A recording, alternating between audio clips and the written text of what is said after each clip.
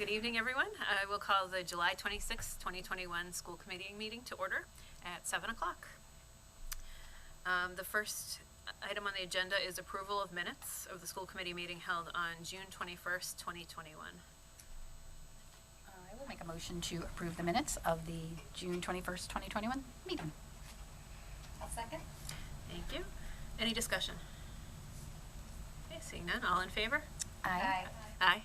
And all opposed? Okay. Oh, abstain? Okay. Okay, next is item 3, questions and comments. The Hingham School Committee encourages community engagement and welcomes questions and comments as agenda items are discussed at the meeting.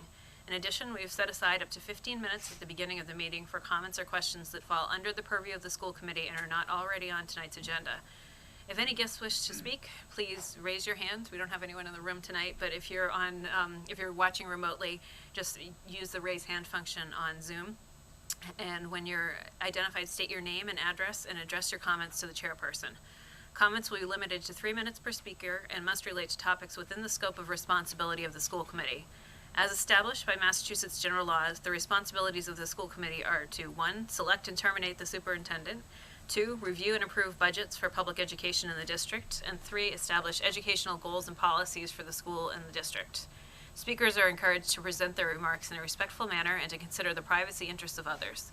The public comment period is not a time for debate or response to comments by the school committee. The school committee is not adopting or endorsing any of the comments made during the public comment period.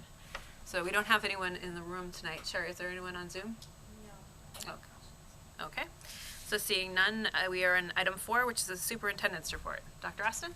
Thank you very much, and thank you, school committee. If I can just indulge a couple of minutes to make a statement, since this is my last school committee meeting of the Hingham Public Schools, so I wrote it so that I wouldn't ramble on, so if that's okay. So good evening, and thank you for the final opportunity to express my most sincere and grateful appreciation to the HPS staff, faculty, administration, school committee, students, parents, town leaders, and to all other members of the Hingham community. It's been an honor to serve this community for the past 2 years, and as my wife and I begin our transition back to Maine, I want to thank you for your support and well wishes. Although the majority of the past 2 years have been challenging due to COVID-19, I'm incredibly proud of what has been accomplished. It has been a privilege to work with incredibly talented staff, educators, administrators, and school committee members over the course of the past 2 years. As COVID gripped the world, members of the HPS community worked hard under the most extreme circumstances to provide the best educational experience possible to the children of Hingham. Some of our staff experienced great loss during the pandemic, while others balanced the needs of the children of their classrooms with the needs of their own children and families at home. No matter what their personal circumstances were, all HPS staff continually met each challenge with grace, compassion, and professionalism. It has been an honor to work beside them throughout this time. I also want to thank the students, families, and community for their hard work, commitment to excellence, and support of Hingham Public Schools over the course of the past 2 years. I know that the past 18 months in particular have been difficult, but your efforts inside and outside of the classroom have been both amazing and greatly appreciated. You have repeatedly shown that Hingham Public Schools is a valued and important part of this community. While I recognize that change is difficult, I am confident that the future of Hingham Public Schools is very bright. The district is blessed to have hardworking students, supportive parents, dedicated staff, exceptional educators, and talented administrators and school committee members to lead the way. With overwhelming community support, the district added 34 new positions this year, and as a result, we are ready and able to take on the academic challenges created by COVID-19. It will be an exciting year for students, staff, and families as we look to reclaim what was lost as a result of the pandemic. Although the pandemic caused a stoppage or slowdown of many activities, I am proud that the Foster Elementary School and Plymouth River window projects are moving ahead as planned with the MSBA. Thanks to the members of the Hingham School Committee, Building Committee, and Building Committee, these projects are sure to become a reality in the coming years. This is an exciting time, and these projects will certainly benefit the students and community for decades to come. With a current upswing in cases nationwide, there may be challenges that lay ahead. However, the district has been tested, and I have absolutely no doubt that no matter what the circumstances or challenges are, the staff, educators, students, and community will rise to the occasion as they have always done. Thank you for all the support you have given to me and my wife during these past 2 years. It's been an honor and privilege to work in Hingham Public Schools, and I wish you all the very best in the years to come. Thank you so much, and it's been a real pleasure to work with all of you, and I'll miss you very much. Thank you. Thank you.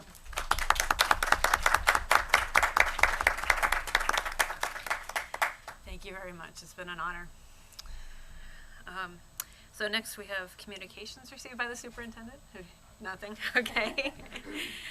Next we have other communications, and I wanted to address, we've received a number of emails from parents asking about whether students will be required to wear masks in school in the fall, and advocating for both for and against.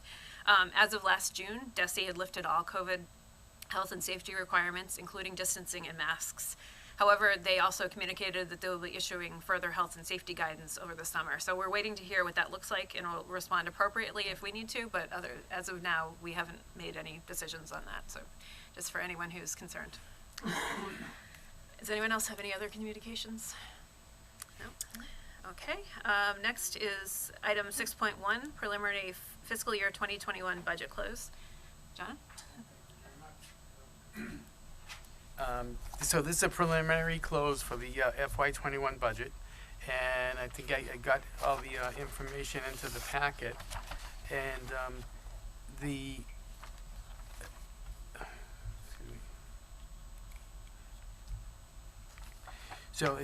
in the summary detail at a high level, the overall budget this year is negative, which includes like operating budget as well as capital at $1,544,347. So this is all preliminary. There'll be some journal entries. There'll be some adjustments made to some of the dollars, so that amount may go up a little bit, or in some sense, or may go down some sense too. Okay, but really, generally, I think that's the range that we're in here, a negative $1,544,347, which is basically comprised of a positive variance for the capital budget of $239,420. And as I said, there will be adjustments there too, because in a state of COVID, it's a little difficult to determine what's capital, what's not capital. As you look at the details of this budget, there's a lot of technology up in the operating budget, and a lot of that should end up down in capital. But overall, when we get a school committee budget, we're looking at the capital appropriation as well as the overall operating appropriation that they give to the school committee. So in total, the operating budget, if you looked at the components, the operating budget itself is negative right now at $1,783,767, offset by a positive variance in capital of $239,420. At least that's what the numbers are showing today on the document. Now, along with that negative, we've had reimbursable expenditures that we have submitted to CARES, Plymouth County.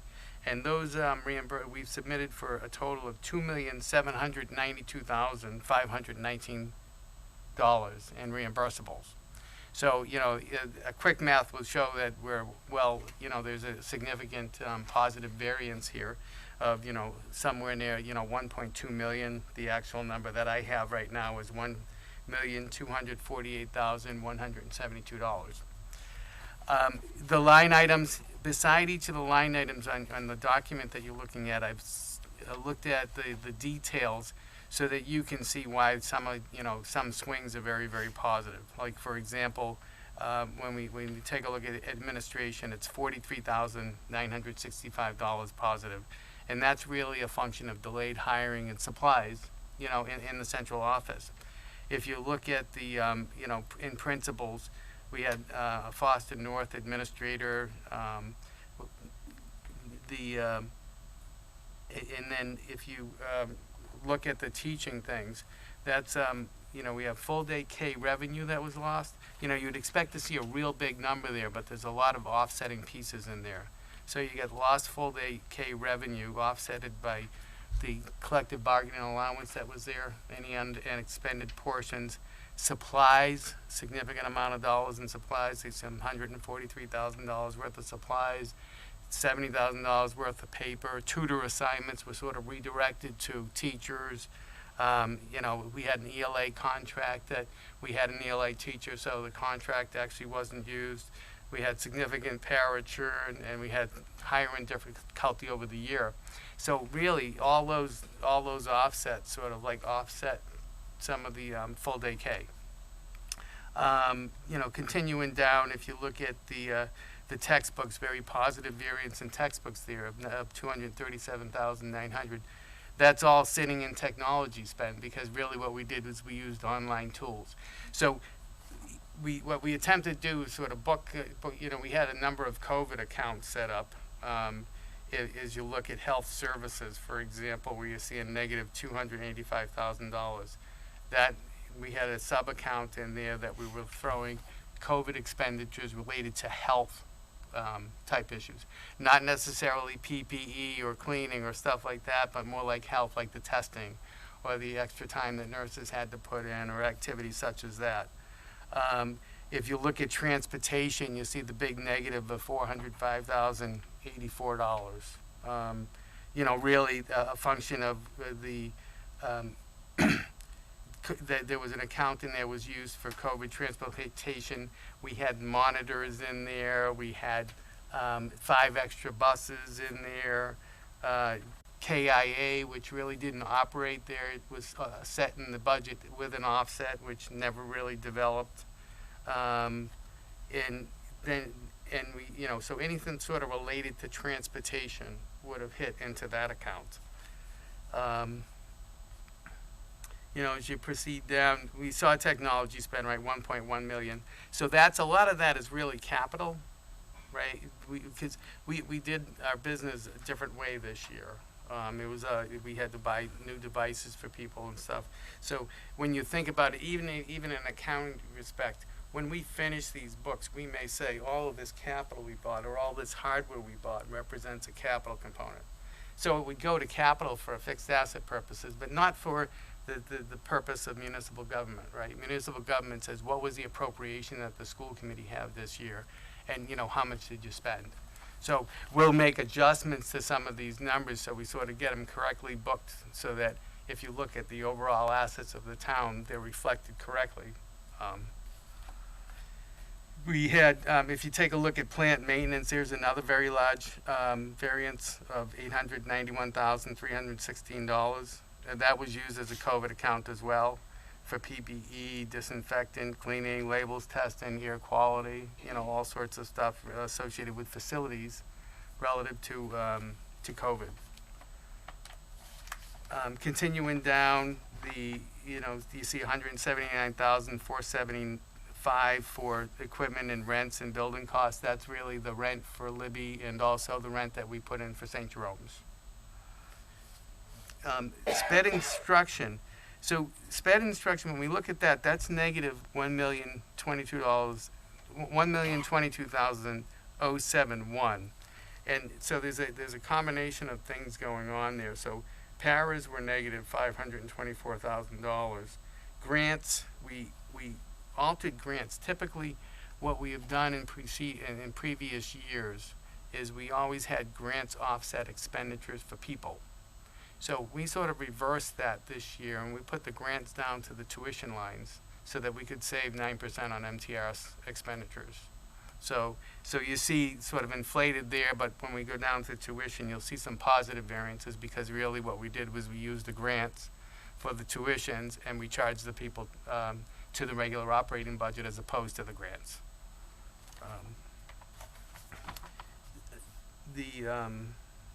At special ed transportation, you know, that's really a tribute, I think, to Patrick there. 341,847. It's a combination of two things. One is less use of contractors because we did grab a couple of additional small special ed vans, and Patrick was really, you know, running those routes and moving as many students as he possibly could during the course of this year. So that really helped us with those, with the contract expenditures. And contractors this year, by the way, were charging a lot of extra dollars because they had, oh, you got to do COVID cleaning, and you have to do this, you know, so their rates were really high. So I think that, you know, certainly is a tribute to Patrick and his group and, you know, managing that number and, you know, coming in positively. And then you look at tuitions, you know, tuitions in non-public schools, positive, 691, and that's the use of some grants for tuitions, as I said. Plus also we had an unbudgeted age out occur during the course of the year, and you know, you could get some other movements too. Tuitions to collaboratives, positive $350,000, and that's use of grants for tuitions. And you know, and then you look down at the capital line items, the bottom two line items. We have building repairs and maintenance. So we didn't really do much roof work this year. I mean, we had a good winter. I mean, you know, overall, and utilities sort of came out pretty good too. Overall, I think we were really benefited by the fact that the winter was, you know, fairly mild. So we didn't really have much roof money. And, you know, there's always going to be a few dollars left over for some of the projects. And the technology spending COVID, I mean, that's where it's showing as $139,000 positive. But you know we spent the money, right? We spent the money up top. So a lot of it, a lot of the big fluctuations you can see where, you know, the big money spent. We operated differently. I think that's the result of, you know, the surplus that we actually see of the 1.2 million. Many of the expenditures that we incurred were actually, okay, those weren't budgeted, we submitted for COVID for those expenditures. So, you know, overall, this is the direction where we're going to be at. We'll have, you know, a positive variance of about $1.2 million. And, you know, we could talk later about some thoughts about that. You know, when we get into the MSBA thing, we can sort of, like, you know, perhaps suggest that that money's may be used for the Plymouth River Windows project at some point. So, happy to answer questions.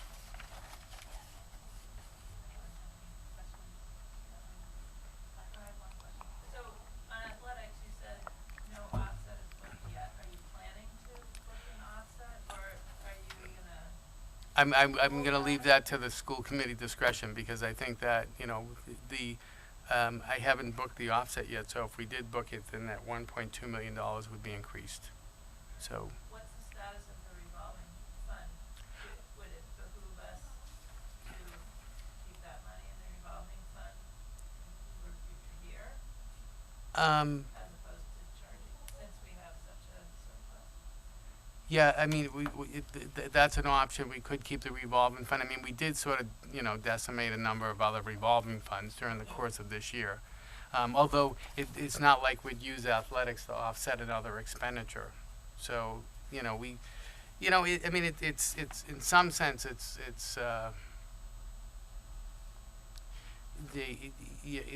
I were to put an offset, I think I would say what type of revenues that I collect, and I would do those revenues instead of using the corpus like I had in previous years. So, you know, that's why I wanted to kind of give preliminary numbers too, to let the committee, you know, help with that decision for the most part. I know there's been a lot of talk about revolving funds over the years, so I don't want to be holding them back and then having people say you should have used them, you know. I guess I'm thinking of the term, and, you know, do we hold it this year and assign it to a turf fund or something? Because we know that's coming. Yeah, I mean, and that would be an appropriate use of the funds as well. You know, we have the turf maintenance program going now as well. We're not going to be collecting any more into that field revolving account for the most part. Not much, because all of that field revolving money. That's right, it all goes to the rec department. Yeah, we'll be going to the field maintenance facility. So, You know, I mean, I think that would be sort of a good area to, you know, move some of that, or use that money, or say, hey, we're gonna use some of this money when that carpet has to be replaced. We have some dollars in the field revolving account, and we could use some of the money from this year's, you know, athletic revolving account, both of which satisfy the purpose for which the money's intended, you know, to field improvement or to, you know, facilitate athletics. So it's not a bad idea. I guess I'd want to see, you know, how much it is and. Sure. I mean, I can certainly I can grab those balances and send them to folks. Yeah. I mean, we looked at them last time. I just don't remember what they are right now. And I know they're not huge, but I guess maybe the finance subcommittee should talk about it, because if now we're not going to have the field rental, but like, how does that whole dynamic change? So. Yeah.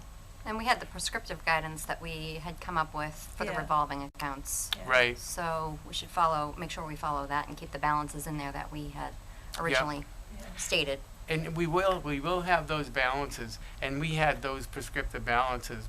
We suggested those or set those up prior to the new field organization coming into play too. So, That's I right. mean, you had asked, you know, should we have a finance committee meeting? Maybe we should, you know, should get together, because we have to look at capital for the capital allocation that we got for this year, 22, and assign it, and we can also sort of, you know, address those questions as well. Yeah. Take a look at the individual balances. That'd be That's a good great. idea. Yeah. I don't think it has been determined though that the revenue from certain fields within the schools is not going to be still capitalized by us. I don't think it has been determined yet. Oh, no, we had that vote, yes. But it did. Yeah, we did the, it was Callie? Oh, is that right? Yeah, I think, Yeah, we yeah, went with that. we agreed with the rec, it's not the rec, it's the field, turf management. Oh, so it did go through. It's run through the rec. Yes. Okay, yeah, so I missed that, yeah. Yeah, I think it sounds like a finance subcommittee meeting. It's a good idea, so that'd be great, thank you. That'd be great. Thanks. Does anyone else have any questions or comments? Okay. Seeing none, next is 7.1, to discuss the interim superintendent candidates and act as appropriate. So we all met on Friday, and I just want to thank all three excellent candidates who interviewed for the position of interim superintendent last week. I really enjoyed speaking with all of them, and I think that we'll be in good hands with any of them leading our district. We all discussed our initial reactions during the meeting of the screening committee on Friday, but I wanted to see if anyone else had anything to add or had any changes of heart, or, you know, feels just doubling down, anything. So, Jen? I guess I a little change of thought after what I initially was thinking after the end on Friday. I know I gave it some considerable thought over the weekend and went back and watched all three interviews again and processed everything again. And I just was, again, really impressed by Dr. Miastis, is that how you say it? Miastis. And I thought he had just a great handle on what our district needs are, and his attributes, I think will serve us well. And so that was just my more thoughts on him. I didn't really get to speak much about him because he was the first one, and I honestly just needed to go back and rewatch everything again. So just wanted to add that. Exactly. Thank you, Harvard Media, for that. Does anyone else have a Ness? Yeah, I'm similar to Jen. I went back and rewatched and had my view has changed and evolved over time. I really appreciate the screening committee. You guys did a great job pulling together three great candidates. I don't think we can go wrong. I liked something about everybody. Dr. Keogh, they all talked about the importance of relationships and building that. They acknowledged that it takes time to build those relationships. I really liked Dr. Keogh's support of the MECO program, his honesty on the difficulty around the budget. But I ended up going between Dr. Maestas and Dr. Nash, and for different reasons. When I first thought about our process was thinking about the interim and that we were only going to get this person for a year. So I thought that we needed to get somebody who would come in and just basically reset expectations and just kind of calm our community down and just establish some trust again. You know, I think it's been a difficult 17 months for everybody, in particular the students and the teachers. So I felt like Dr. Nash did that. Like I felt like she was a no-nonsense person. You get what you see with her. She wasn't going to let anything by her. I loved her passion for equity and excellence. She showed great respect for the teachers' views and getting them involved in the process. And I was really impressed with her, what I thought were her budget skills and her business skills. She was able to quickly digest the financial picture with what we got from a budget increase perspective and our MSBA projects, and I thought that that was really important. And then Dr. Maestas, he takes the time to build relationships, and he has experience with budgets. And his approach is softer with people. I think he builds the relationships. You can see the importance of making sure he sits down with people in person. And then there was a strong indication from those who know him that says he's a great mentor. Clearly passionate about the kids. I loved the video that he put together, and I think that he comes back to why we're all here, why we're all in this room. We're here for the kids, we're here for the students, making sure that we provide excellence for them. So where I ended up is I think that I heard from a number of teachers that he would provide the healing that they all need. And I actually heard from one in particular that said he would be a great mentor and that this person would walk through fire for him. So I thought that was a really strong message and a strong indication for my support of him. So my process has evolved over time and actually strongly support him now. Well, I would like to just reiterate, the reason why I actually rated, Dr. Maestas one, Dr. Nash second, and Dr. Q third. They unbelievable, great candidates. All three have so many experience already as superintendents, but Dr. Maestas really stand out for me. When you talk about curriculum, to start with, obviously, he was a teacher, assistant principal, assistant superintendent, and before he resigned his position as superintendent of schools in Plymouth, he gave the school committee 1 year advance notice. And for me, that was huge, was a big deal. It really helped the committee look for someone. But he thought he was ready to retire, and he, continue on working on the field. And I am glad that he applied here. He's one of the things that he did in Plymouth, and we all know people that are involved with buildings. He really brought technology to the forefront, was able to work with everyone there to actually build the solar farms, generating more power that they need. And some people may say that that's maybe not one of the strengths, but let me tell you, that means money. One of the things that we are starting here in Hingham next year is addressing climate change. And town meeting passed the creation of the group, and so that's going to be a big deal for us. And if he can help us with that, that would be great. The other thing is he built 2 high schools in Plymouth. So he has great relationship with Mr. McCarthy at the MSBA. So that is a huge plus. And his communication, skills is unbelievable. The other thing too that I did not talk about before is he developed a great foreign exchange program where his students goes all over the universe, and they spend time there and really learning hands-on and and so on and so forth. The students from those countries come here. That is one thing that I know Erica would appreciate it, because she's looking to establish an exchange program. So I saw a lot of positivity in bringing him on board, and continue the great work that Dr. Austin did here. So, for that reason, I'd rather not even say anything. There's nothing negative to say about the other candidates. They're all awesome. Thank you. I'll just add, I agree, all the candidates were good, even the other candidates the screening committee looked at. We had other people that we felt positive about, but the three that we picked to move forward just stood out from the rest of the pool.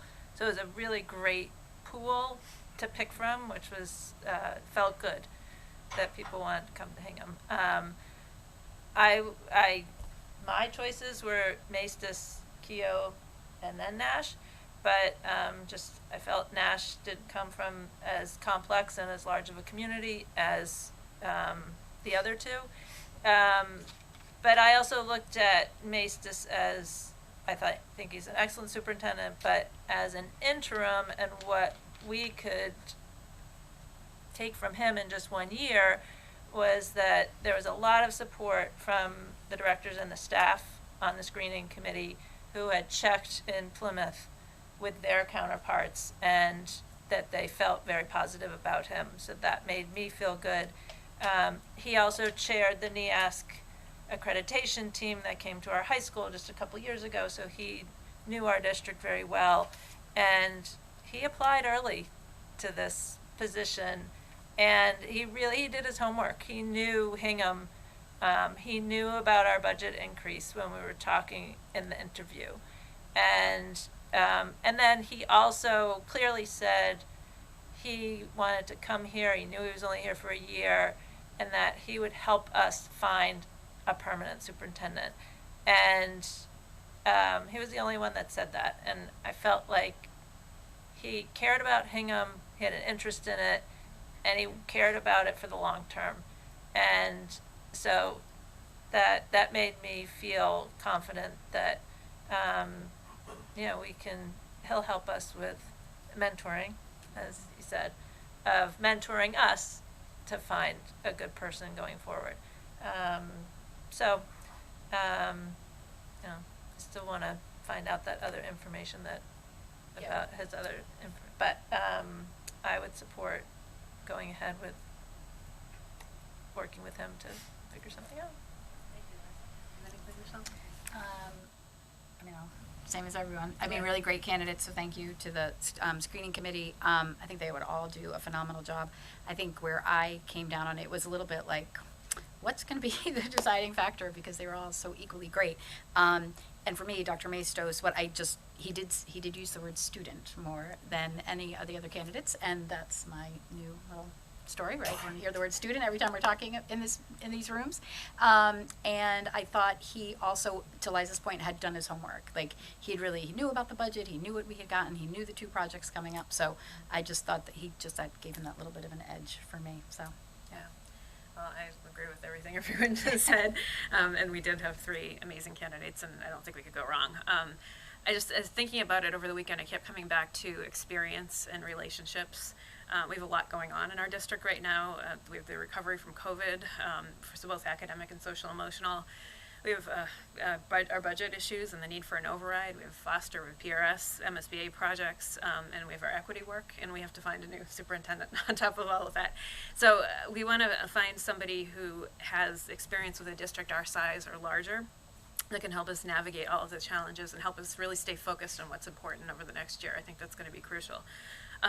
We also need someone with the experience and ability to set our district and the next superintendent up for success.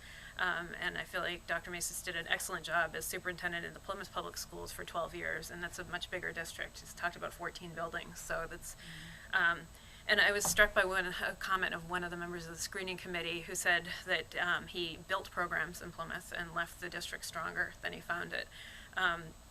And Plymouth is also, they've started their equity work years ago too, so he's kind of dealt with that too. From asking around, he's extremely well respected amongst his peers, and I think that will be helpful in our search for our permanent superintendent. But with all that being said, with all those challenges that we're going to be dealing with, I think the most important thing we have to do is rebuild relationships over the next year. The fear and uncertainty of this past year and a half brought out the best and worst in people, and unfortunately it did some damage.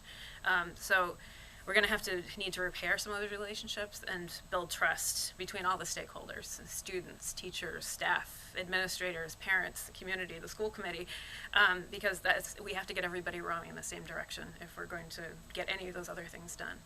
So as I said before, I think they're all excellent, but he struck me as someone who could do that. So it sounds like we might have consensus. So that's, Sounds like we do. yeah. So would you like to make a Accept motion? a motion? Yeah, I All would. right, so I will make a motion to offer a contract to Dr. Gary Maestos for the position of interim superintendent and to enter into negotiations. Thank you, Carlos. All in favor? Aye. Any opposed? No? That is great. So I will give him a call, depending on when we get out of here, either right after the meeting or first thing tomorrow morning. And I think Susan D'Amato is going to reach out to everybody else and let them know how much we appreciated them coming to talk to us and giving us their time. Yes. Okay. Thank you to Susan for all your work Yes, I in know. doing this. 'Cause As, you- as 'cause you- Carrie mentioned, there's a few things going on, so Yeah, I I was know. very pleased that you 'Cause you- attracted so many great candidates. I know, because you didn't have anything else you needed to do over Right. the summer. Right? Those other 34 positions. Yeah, I know. So thank you. Okay, so next is 7.2 to discuss the school committee operating protocols and act as appropriate. So these, we've already seen them, and it's basically looking at, do we want to update the protocols, the operating protocols we had last year? This is basically just how we interact with each other. It's just how we interact as a school committee. So did anyone see anything that they wanted to change or add, or? Okay. I still like, What? I still like You them. still like them? Okay. All right, I'll take a motion to adopt the school committee operating protocols. I'll make a motion to accept the school committee operating protocols for the 2021-2022 Yes. school year. Okay. Yep, okay. I'll second. Thank you. All in favor? Aye. Any opposed? Okay, and so what we'll do is we'll print those out and everyone will sign them. We can do it when Tim gets back, so he can sign it too. Item 7.3 is a human resources update, and Susan D'Amato is here, so Thank you. thank you. So I did create a one-page document. I think Sherry's gonna put it up. And what I did is first I want to focus on, I think we need to focus on hiring and the vacancies. I think that's what everybody wants to hear, so I'm happy to do that. So our ongoing goals, of course, are to support the district's efforts to fill vacancies with the most qualified candidates, to partner with the administration and staff to hire and onboard new employees, create a positive experience for hiring managers and candidates. What I want to get to the nitty-gritty, though, is that so far for the 21-22 school year, we've had actually 61 job postings. Not all of them have been full-time employees, and job postings does not mean people. It means job postings. So for example, we had the Summer Acceleration Academy in the extended school year. That was only 7 postings when you counted everything together, but we actually ended up hiring 71 people for those jobs. So back to my handout here, about 61 job postings. So where did those 61 job postings come from? 7 of them, as I said, were related to the summer programs. 20 of them were new positions created by the fiscal year 22 budget process, thank you. 22 of them were vacancies created by employee attrition. So normal stuff, retirements, resignations, people moving around. Internal moves, I have actually separate. There were 8 employee internal moves. People moving to a different position, moving to a different building. I counted those into the 61 as well. And there are 4 that are stipends, so when you add them up, it comes to 61 postings. So what's left of those 61 postings? There's 11 positions that are still open. They're all posted. They're all, as a matter of fact, 4 of them are administrators, and those searches are well underway for an assistant principal, 2 interim principals, and of course the interim superintendent, which the school committee just voted on to make a job offer to, or enter into negotiations with one. So those 4 are well on their way of being taken care of, being filled. That leaves 7. Of the 7 that are left, 2 of them are long-term subs, one special education, one is a science teacher, grade 7. 2 of them are special education teachers at the middle school, and I'm happy to say that those interviews are actually scheduled for tomorrow. So hopefully those will be taken care of, maybe even by the end of the week, you never know. 1 is for a teacher, and 2 are for METCO positions. And very proud to say, Michelle, that this year we actually partnered with METCO. So in addition to putting the 2 positions that we're looking for, one is a para bus monitor, and the other one is a METCO advisor to the students. For the first time, we actually partnered with METCO to put it on their website as well, to bring in some other candidates. We've never done that before. So it's on School Spring, we posted it internally, but I also reached out to METCO, and so it's on their website. So we'll see what candidates we get from there. I point you out because I know METCO's your favorite. So that's what's left. So we only have 11 out of 61, which is really good, I think. Going down my spreadsheet here, each hire is the result of a collaborative effort. I cannot overstate how valuable the principals, the assistant principals, the directors, the department heads, the Kim Smiths, the Patrick Cunninghams, and Katie Hartman, how they're amazing when it comes to this whole process. They make this whole process a success, not just HR. And then I have on the bottom substitutes, because we're always looking for substitutes. We're always glad to have people join us as a sub. This last year, of course, was challenging. We had a lot of subs that weren't able to help us this last school year because of family commitments and for various reasons, right? Their health, their families. So unfortunately, we had a hard time getting subs to fill in. I mean, we did it. We covered the staffing as best as we could. Thank you to all our amazing staff, teachers and paras alike. But we are getting the subs back on track.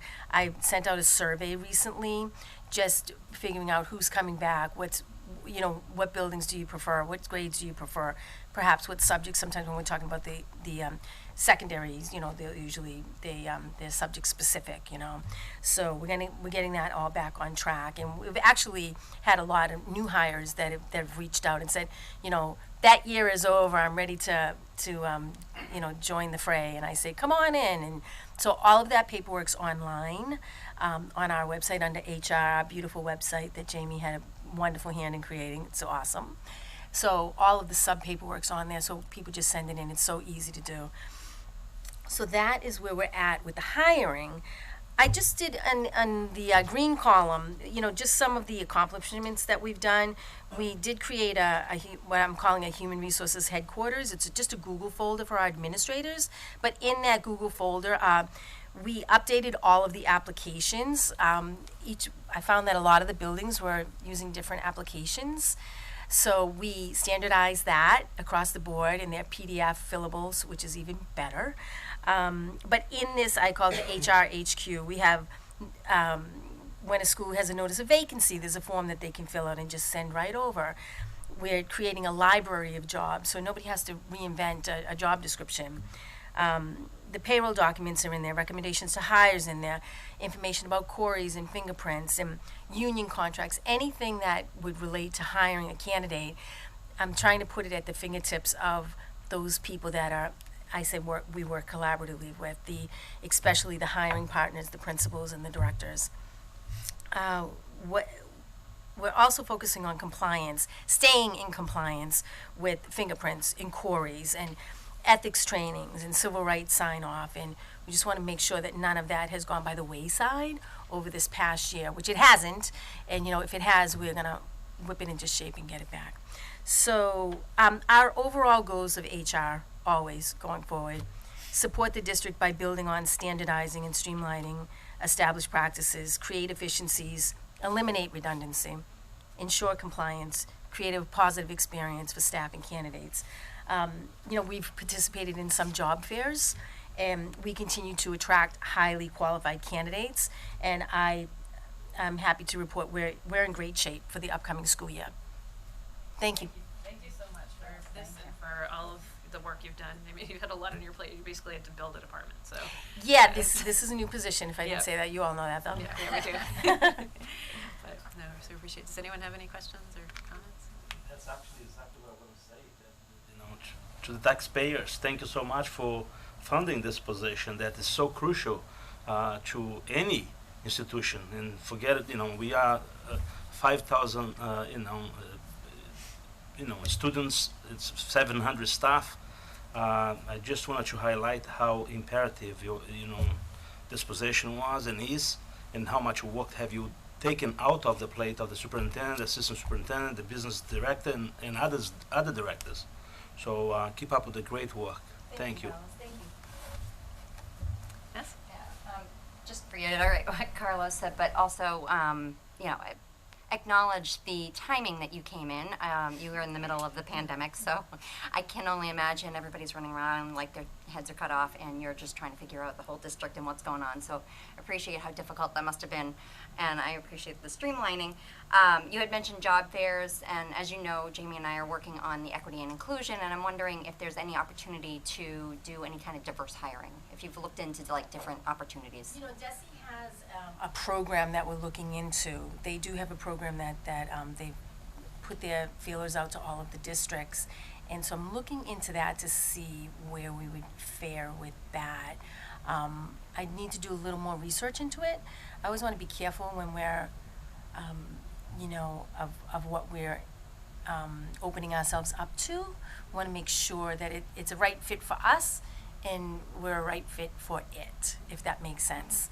So that's where we're at. But I've done some with Bridgewater State. I've talked to Roxbury Community College just to see if they had anything coming up, which they don't. But we're certainly looking to attract as many diverse candidates as we can. Unfortunately, you can only pick from who applies, and that's why I was so happy to partner with Metco. And I was surprised that we've never done that, but that's okay because we're doing it now. So it's, and I'll keep my eye on that. Jamie and I have talked a little bit about, there's a Latino, I should say, leadership website that's available. And so there are different things out there that as I get more. We usually do go to the, there is a educator of color job fair at Milton. They usually host it, and they just didn't have it. Suzanne, Vanessa, right. and I, and Carol's were there literally the Saturday before the pandemic shut everything down, and we thought it was weird. There was hand sanitizer. We were like, what's going on? This is weird. And literally the next day, literally that next week, the whole district that we shut down by that Friday, and they didn't hold it last year because of the pandemic. So there's hopefully other opportunities that as we reopen and get back to normal. We're also been chatting about partnerships with the universities to sort of see if there's some way to strategically funnel some people right to us, potentially some partnership with busing and transportation to try to get people here.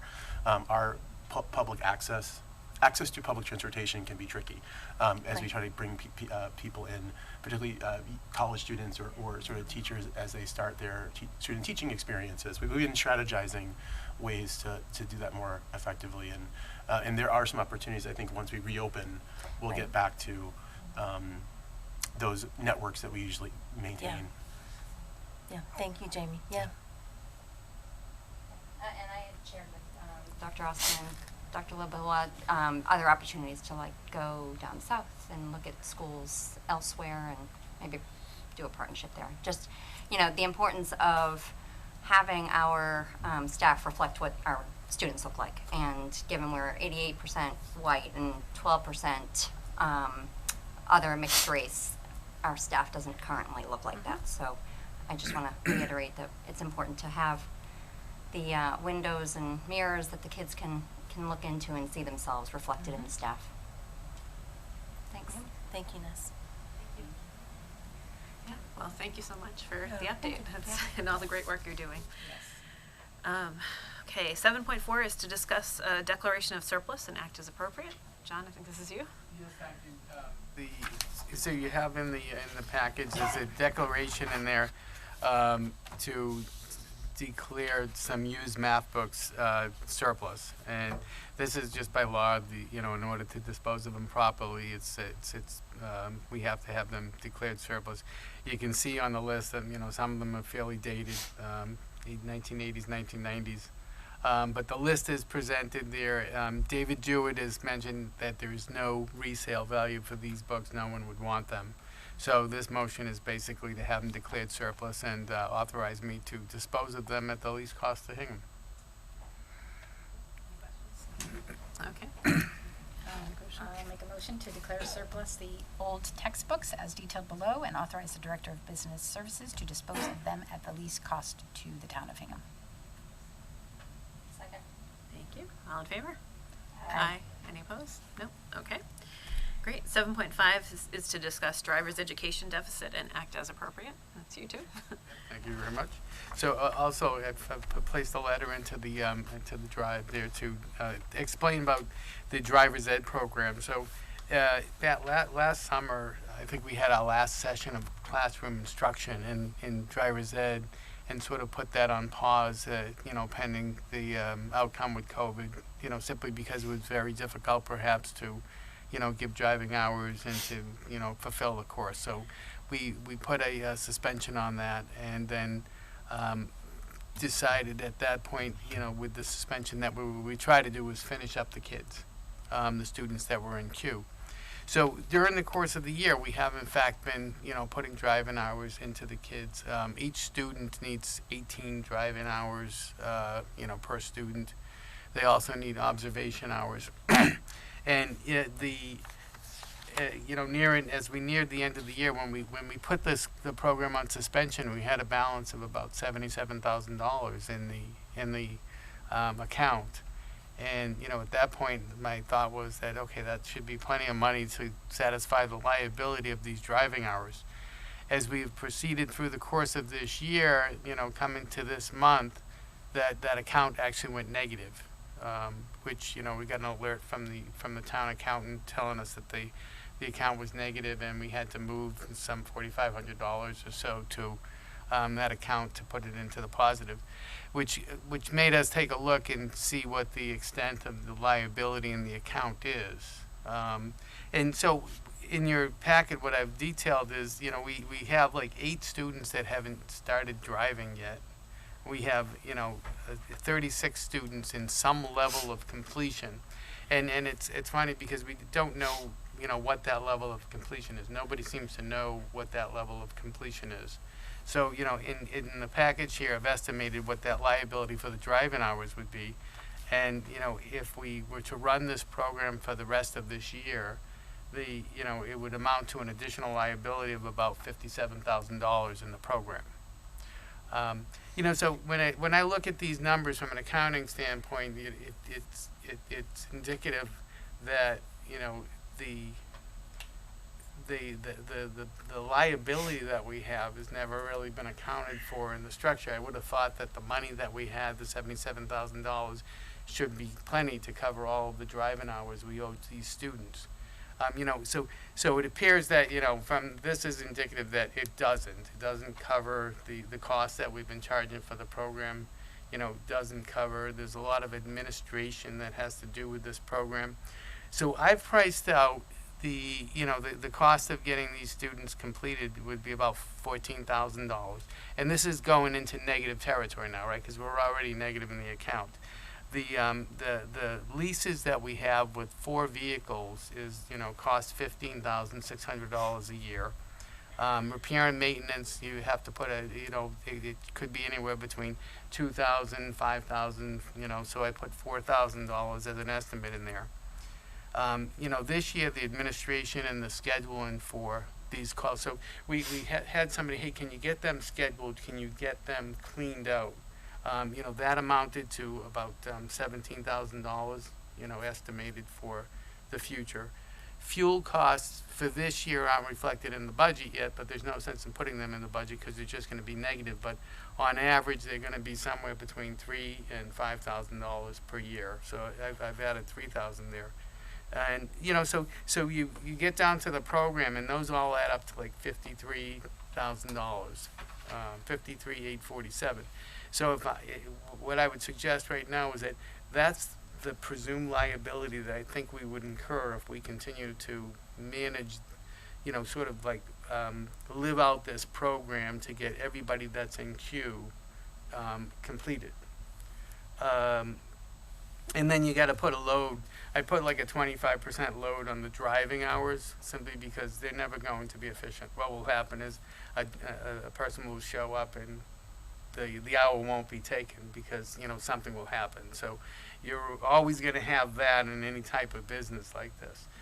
So, based on this information, I mean, I think there's a couple of decisions that I brought this issue to the school committee for. One is, you know, to cover the $4,500 that we were negative, $4,800, I moved money from building revolving to cover that in the driver's ed.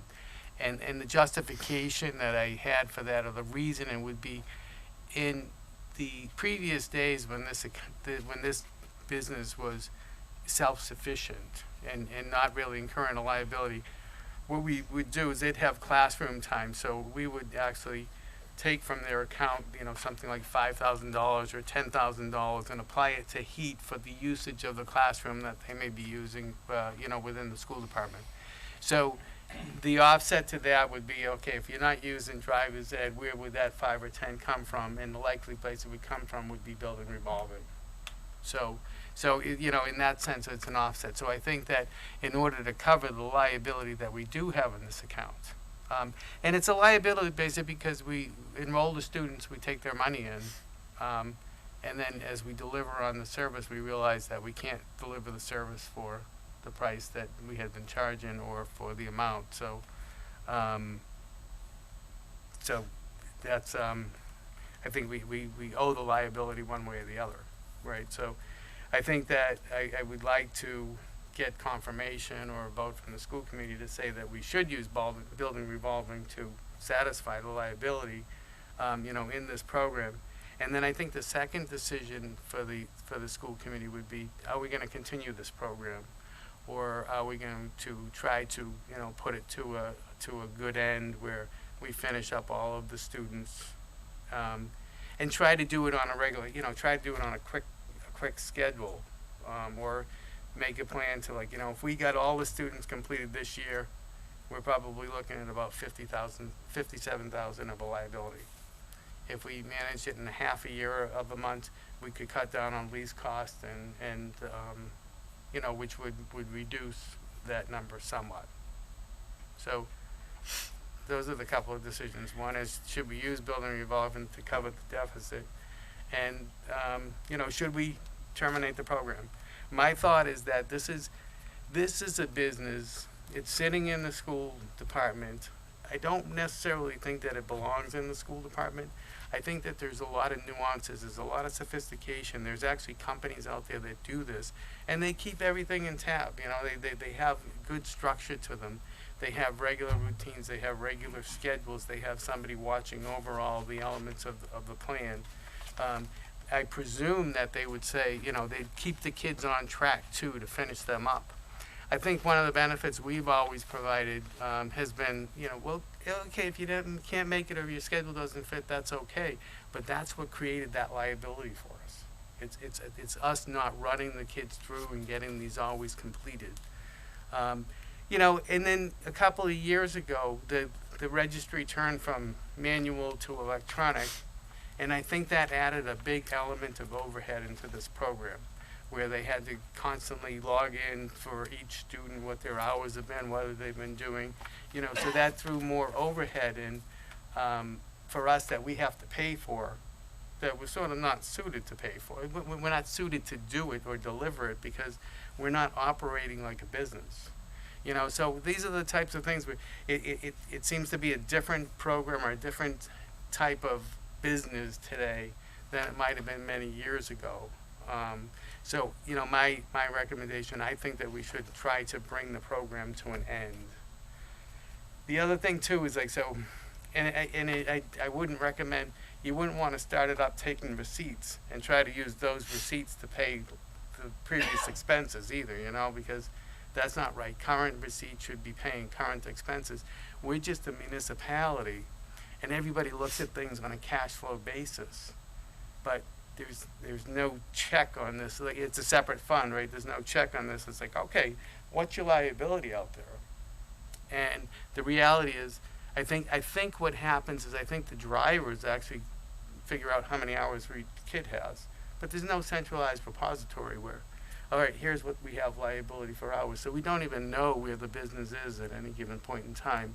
And I think that's just because we're a school. We're not a business. So thank you very much. Does anyone on the committee have? Yeah, Jen? Just so I can understand a little bit better, Jen, the 8 students that have not yet started, have they already paid? Yes. They have, and for the driving hours as well? Oh, they paid $650, yeah. Okay. They paid for the whole program. Okay, and the same for those 36? Okay.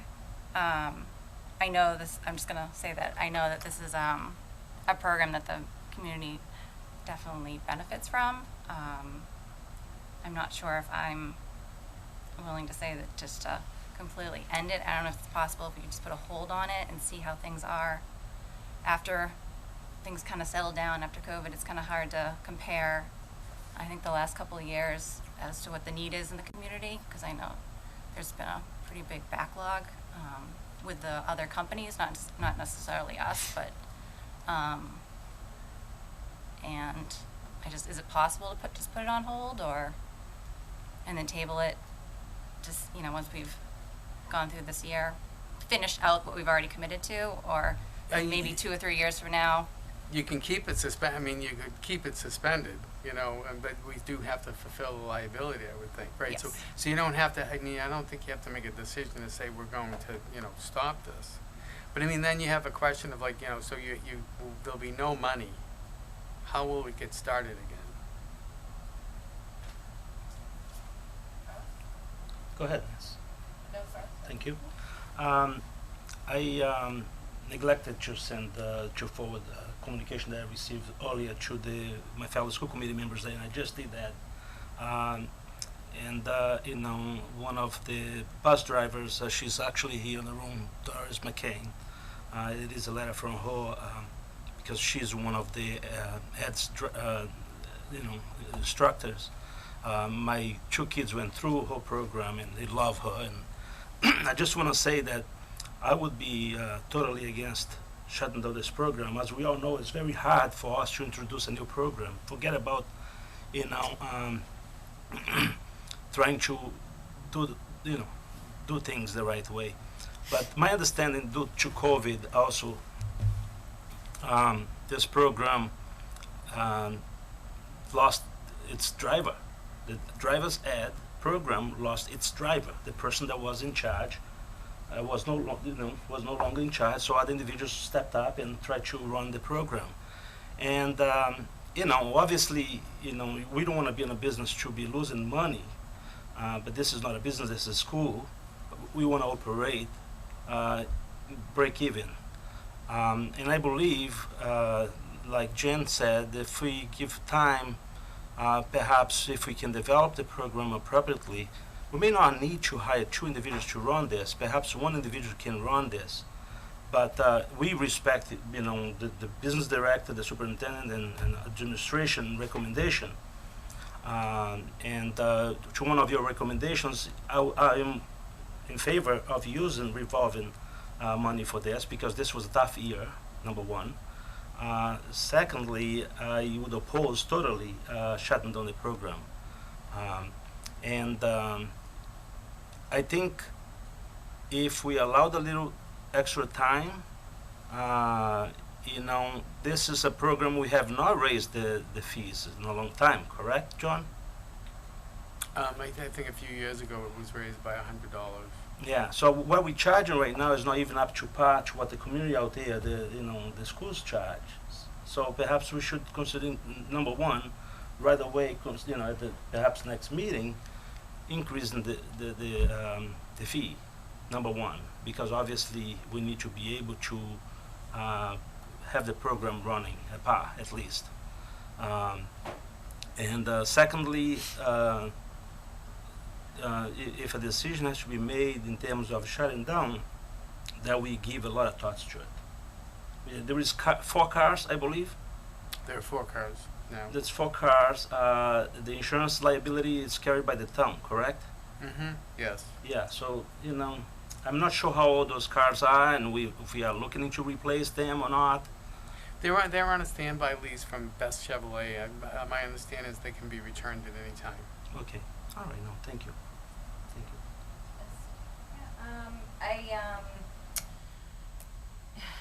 Let me gather my thoughts. So, I think the program is a good program. I think the community benefits from it. I think about it from an equity perspective, that we have working parents who can't necessarily drop their kids off to different programs. And just looking, I did a quick search on where some of the driving schools are in the neighborhood. We don't have any here in Hingham. There's some in Weymouth, there's some in Brockton and Braintree, and in Quincy, but nothing around here. And just looking at all of their prices, we do look like we're lower on the low end of that. Actually, we're the lowest.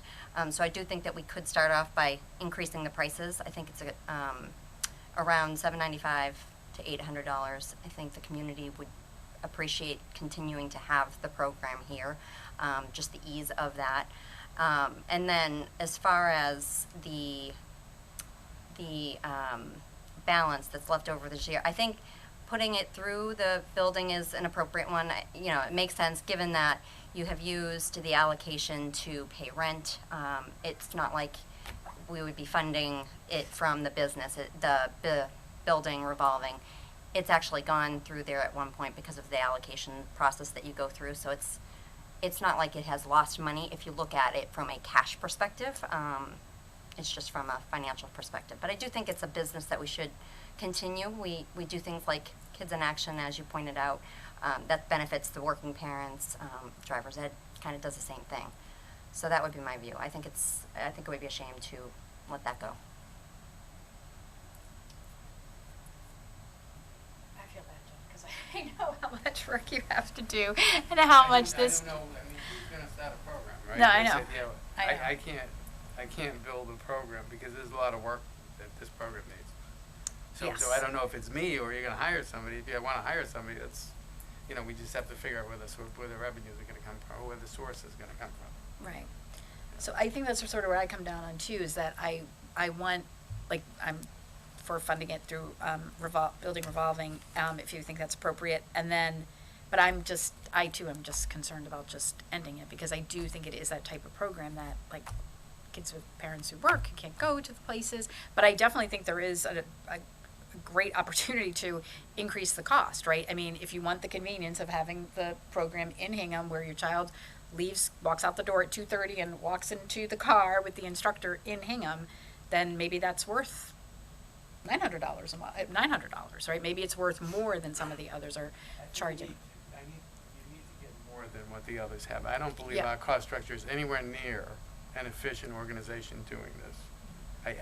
No, You know, I 100% $800 agree. is not gonna, $800 would not alleviate this liability, you know? Yeah. I mean, what happened is because we suspended, that's why we saw the liability, right? You know, otherwise, we'd just keep on taking money in, we'd be using, you know, current receipts to pay old bills.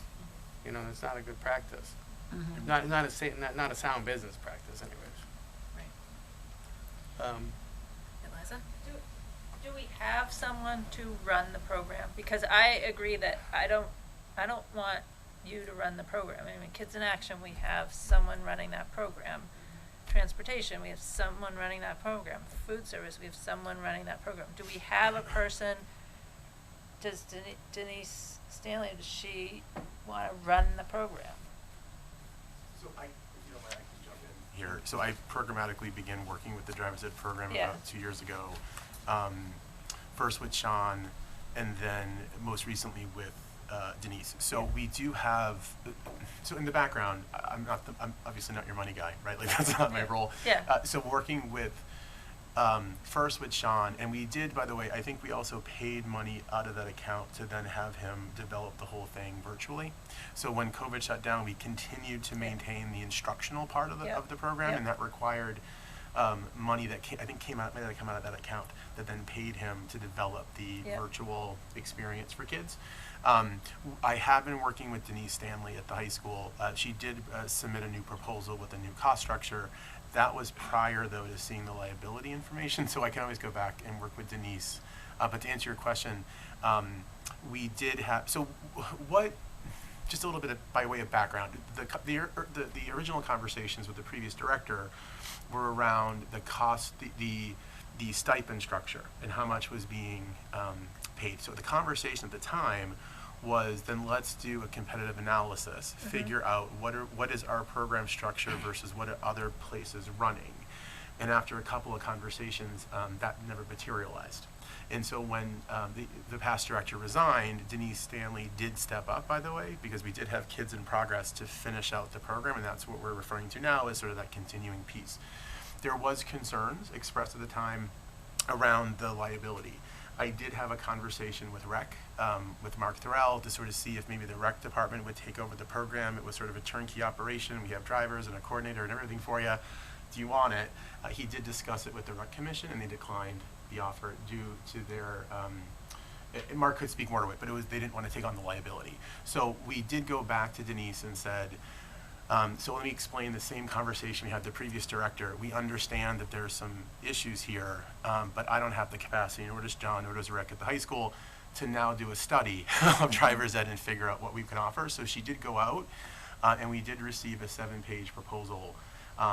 We were pausing on moving forward until we knew the results of the committee's discussion tonight. So we do have a new proposal sort of in the wings to continue, but that is, to be fair, tonight's presentation is the first. We're really getting into the financial liability, so I can always go back and look at that more with Denise to figure out how we can cover this. But but there is there is Denise Stanley in the wings with a proposal. So I would like to see the new business plan. I think the other thing we should consider is talking to AAA and some of the other driving schools and asking them if they want to establish a Hingham program and sell it.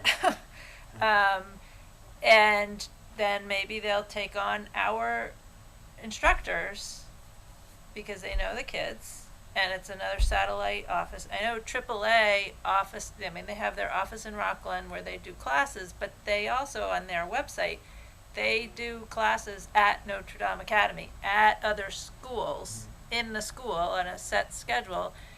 And maybe we could set something up with them, because at $800, the advantage of this program, from what I had always understood, was it was way less expensive than others. And, you know, there is some convenience of having the class local. Sure. But the classes, you know, your weekend class, those things. The driving hours, everybody will pick up from the high school. So that's not as much of a factor. But the cost was a significant difference. If we're going to get away from that, you know, we could consider selling it, you know, like allowing them to rent the classroom and then have a captive audience of students. That may be a scenario That to would be a consider. better solution. Yeah. I mean, you know, to get it outsourced to a company, allow them to use our facility would be the best situation, because they're prepared to do it. They have the infrastructure to do it. So it's a question of what, you know, what's the convenience, because we can't do it at a lower cost. And if we It's have not gonna our instructors that we're like, okay, hire our instructors, because I know that's a real big challenge right now, is actually getting qualified people to teach these kids to drive.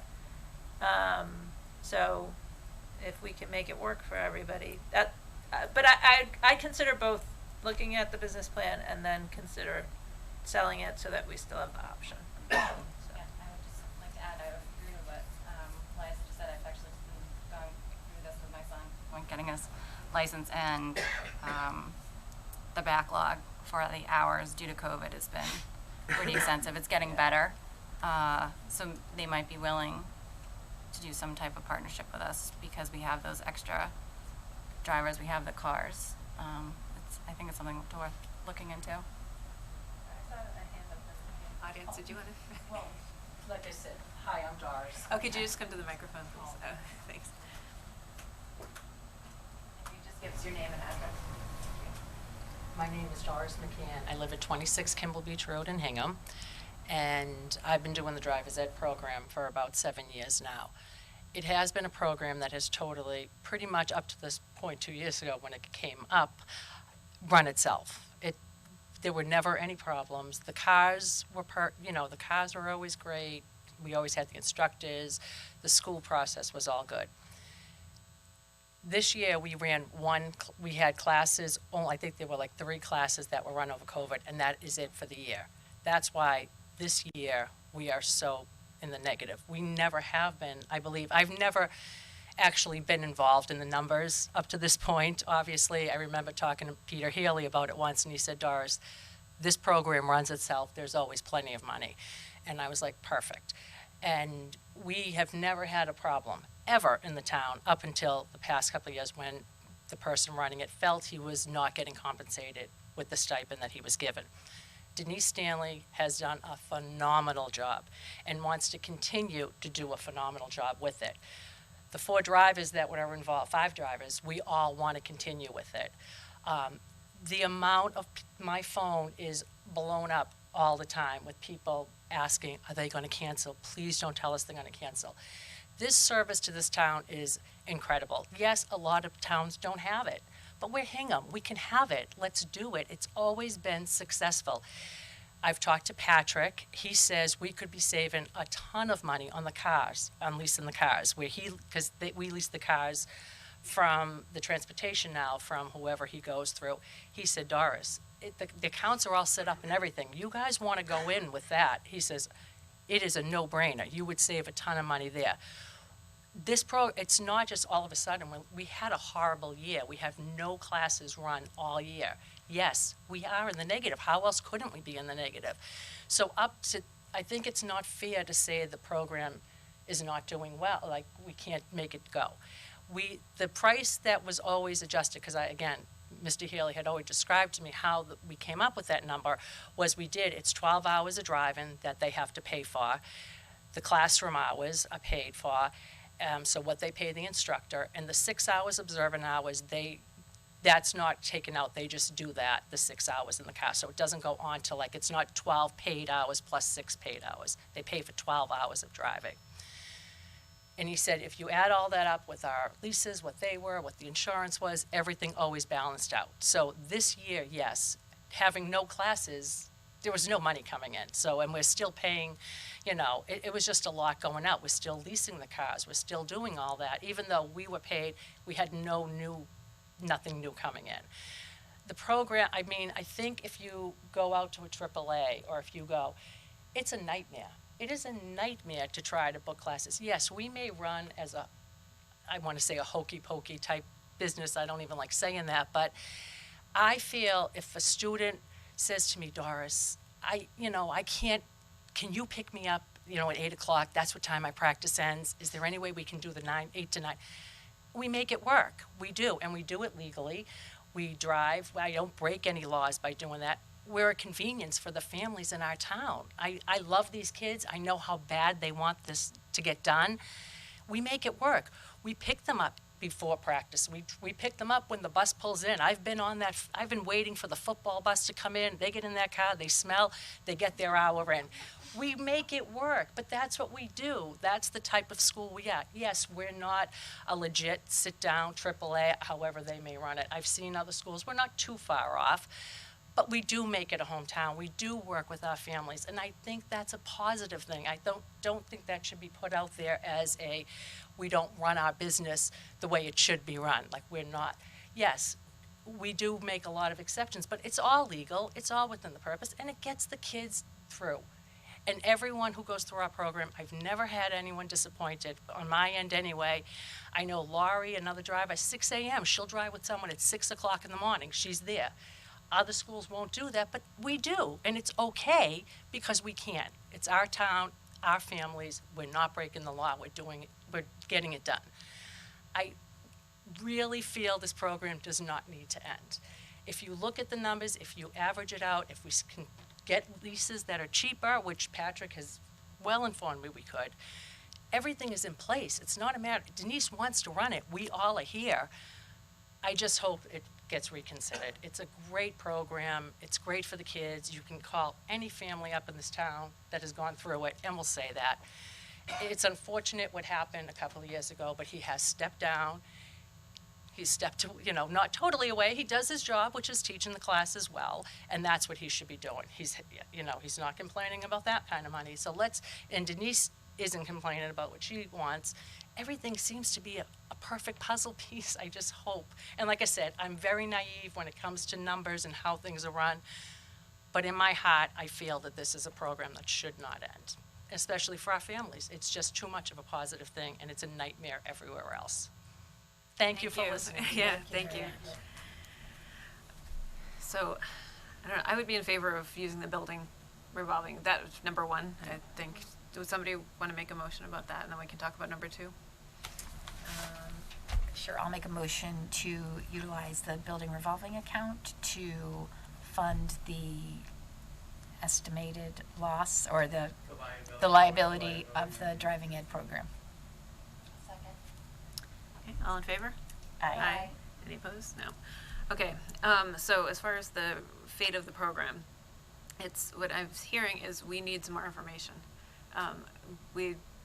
Similar to what Michelle said, we don't want to put a ton on your plate, so this would be, I think, let's talk about the business plan that was put forward, and maybe we can look into AAA, but we would find somebody else, it sounds like there may be a candidate to run it, and this shouldn't be on you, John, like, to do that. That's not what I don't think that's what anyone wants, but it is a service that's valuable to the people in town, and if we can keep it going somehow, I think we should try, so. So it looks like we'll move it to Dr. Jamie, who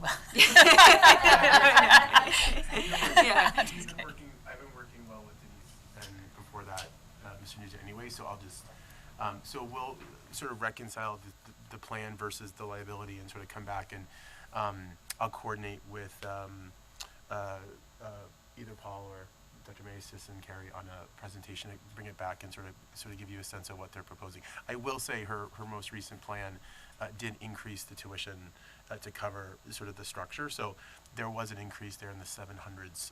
So we'll go back and just reconcile. And now that I understand the background, I can work with Denise to sort of fix up that proposal a bit to bring it back for approval. Thanks. Okay, next is 7.6, to discuss the lease of an additional bus with a wheelchair accessible bus and act as appropriate. John, this is you too? That's me too, yeah, that's right, okay, good. So, the, back in 2016, when we moved from a full-service lease with First Student to leasing our own buses, at that time we had 22 buses, and one of those buses was a wheelchair bus, a big yellow bus, and it has a wheelchair rig in the back of it, so that if you have a regular ed kid that needs a wheelchair capability, that, you know, we could use that bus for them. And for years prior to that, Hingham had, you know, had such a bus and had a need for such a bus. In 2016, when we moved to leasing our own buses, there was no need. And as a result, you know, we didn't lease any bus with a wheelchair bus in the back. We just got 22 regular buses. We were, you know, at that year, I think the transportation would have gone up 25%, and that was sort of a big number. And, you know, by getting 22 regular buses, we significantly dropped the price of that lease or so. And, you know, successfully, we were returning those 5-year buses this year, as a matter of fact, or, you know, 21, it terminated. In 22 and beyond now, we understand we have a need for a wheelchair bus. You know, so the proposal that is before you really is to, you know, we investigated the cost of leasing an additional bus, a wheelchair bus, and this wheelchair bus, it probably wouldn't get to us until sometime in November or December and stuff through DATCO, when one of our other buses will come, because one of our other buses was in transit and got mauled, right? So we had ordered 21 buses, 20 showed up fine, 21's mauled, so we have sort of a loaner, but that's going to be delivered sometime in November. But so we from DATCO, we understand that we can lease such a bus for like a total of $14,370 or something in that respect for a 5-year lease. It would show up in November, but even prior to November, they'd be able to give us a loaner. Okay, so you know, I know it adds an additional bus, but this additional bus would only be with us for 2 years because we have a Metco bus that's going to expire 2 years hence, right? So we would, you know, in 2 years, we would keep this other bus and then we'd just use one of the other 5-year buses that we're getting this year to make the Metco run. So we're really talking, when we think about this, we're talking about an additional expense of somewhere in the neighborhood of $30,000 spread over 2 years, right? And I think that because when you get brand new buses, our maintenance has stayed stable. Our maintenance allocation in the budget is stable at $110,000. You don't use a lot of maintenance with brand new buses, and we have a brand new fleet this year. So I think that, to cover this $15,000 for the couple of years would be sort of coming out of reduced maintenance expenditures. So I think that we could actually purchase another bus right now on a 5-year lease from DATCO, this wheelchair bus, for less than $15,000 a year. And then 2 years hence, we give the Metco bus back, don't go through the effort of taking another bus, and then, we'll write out the lease, and then we can keep this bus in hand, and it could probably get us 10, 12, 20 years almost, so long as you maintain it, right? And it would be an excellent solution for the current need that we have, so that, our student can take the bus as they need it, and, so it's sort of like, I think it's doable, it's affordable, and it's something that I'm recommending highly that, to ask the school committee to give me approval to purchase another bus through DATCO on a 5-year lease with a wheelchair accessibility, so that we can, round out the fleet. We add one bus to the fleet, but I think, dollar for dollar, we can afford it, and I highly recommend it. Any questions or comments? Carlos? John, don't we have some vans that are wheelchair accessible? Yes. Well, we do. We have vans wheelchair accessible, but the vans are really for special education purposes. The student's not special education. The student's regular education. So, that student should be able to ride with their friends and all the people that are in the neighborhood and everybody else that they're just going to go to school with all the time. So in that sense, I mean, we could provide a wheelchair van in that sense and not incur the expense. Although, our vans are the wheelchair vans are fully utilized. So, it's better if we didn't, because we have other runs that we have to do. But I mean, I just think this is a great solution for the student. It doesn't single the student out. It doesn't single. I the appreciate student that. out. That way we are offering everyone, access. But at the same time, if the student chooses not to ride on the bus with the other students, then will we provide a special van to drive the student? Well, I do expect that the student would want to ride on the bus, and then in the event that the student decides they don't want to ride the bus, then we would have to provide alternate transportation, but would still have the piece of equipment for use, should we have other needs in the district. So, I mean, I do believe that the student's intending and would like to, take a big yellow bus as opposed to a van. Had me at, we have a student who needs his accessibility, so. Exactly. Okay.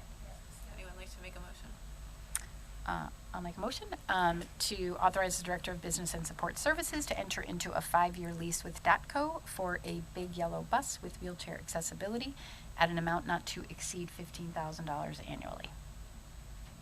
Second? Thank you. All in favor? Aye. Any opposed? Okay. That's great. Thank you, Thank John. you. Okay, 7.7 is to receive updates for the Foster and PRS projects and act as appropriate.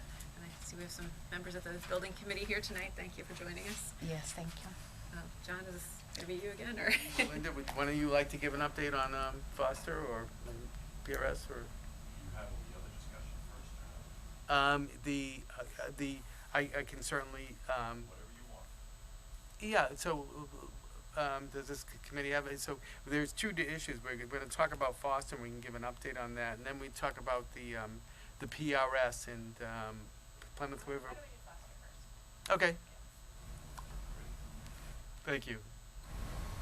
Good evening, Ray Estes, 92 Fort Hill Street, here as Vice Chair of the School Building Committee with our Chair, Linda Hill. There's a lot going on with Foster, and it's really exciting. So we've had our owner's project manager in place for a few months now, and we are actively engaged in choosing an architect. The process is a little bit different than some of you may be familiar with in past projects. It's hand in hand with the MSBA. In fact, there are two members of the building committee, and John as well, serve as members of a designer selection panel that includes various members of the MSBA administration, as well as appointed members, many of whom are architects or are in the business, and many of whom have served for many years and selected designers for many projects. So there's a wealth of information and experience there.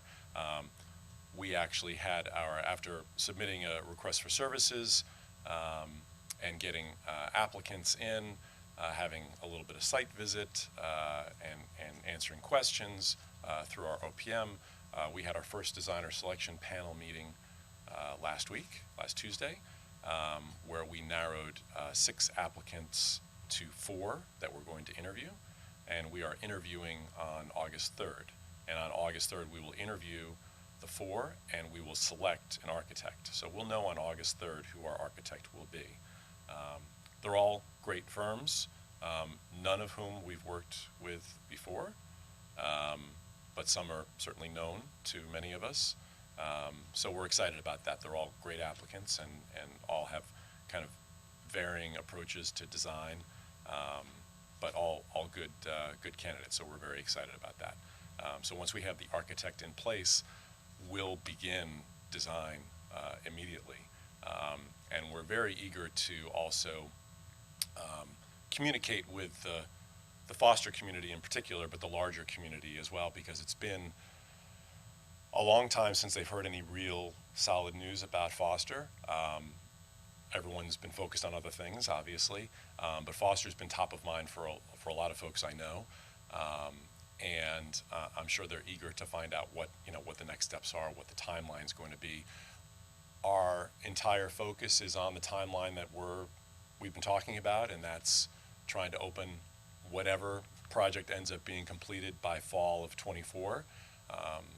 We still have to explore the range of opportunities, choices, renovation, addition, or new school. And all of the potential designers are prepared to offer those, I believe. But we'll see how it goes and what we end up moving forward with. But I'm sure that the community is eager to find out. So we've been talking about how best to move forward with that communication. We're going to start doing it in August once we have an architect on board. I know that there's some concern with all of the changes in administration, particularly at Foster. I want to make sure anyone who's watching or will watch this again that you don't need to worry. I fully expected before, and I think we fully expect now, that Dr. Labois will be intimately involved in the development of the education plan that's required as part of the beginning design process as we move forward with an architect. Certainly Beth Wilcox was going to be involved, and the assistant principal will be involved, and the new principal, once he or she gets on board, will be involved. But I certainly expected it would be a central office kind of focused approach in any event. So we won't miss a beat with that. I know that there's already been work begun on that. The community shouldn't feel worried that without a principal something's going to get dropped or there's going to be a delay. There's going to be no delay.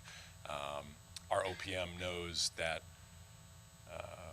we have a schedule in mind. It's aggressive, but we're intending to keep to it, and hopefully things will work out as we hope. So we're excited about the progress so far. There's been a lot of work going on behind the scenes. There's not been a lot of talk about it, but we'll be communicating in the next month or so, certainly. Our building committee meetings we started meeting in person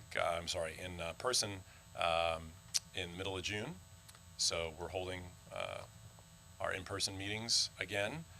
We haven't scheduled the next one yet. I think we're going to wait until we have the architect on board, and it'll be shortly after that or right around that time, because we do have some PRS business to attend to around that time as well. So that's the update on Foster.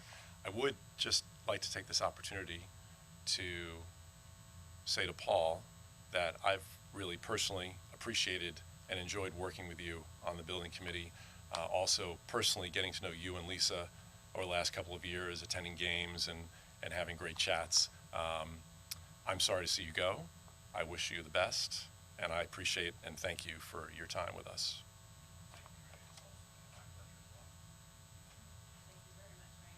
Oh, sorry? Yeah?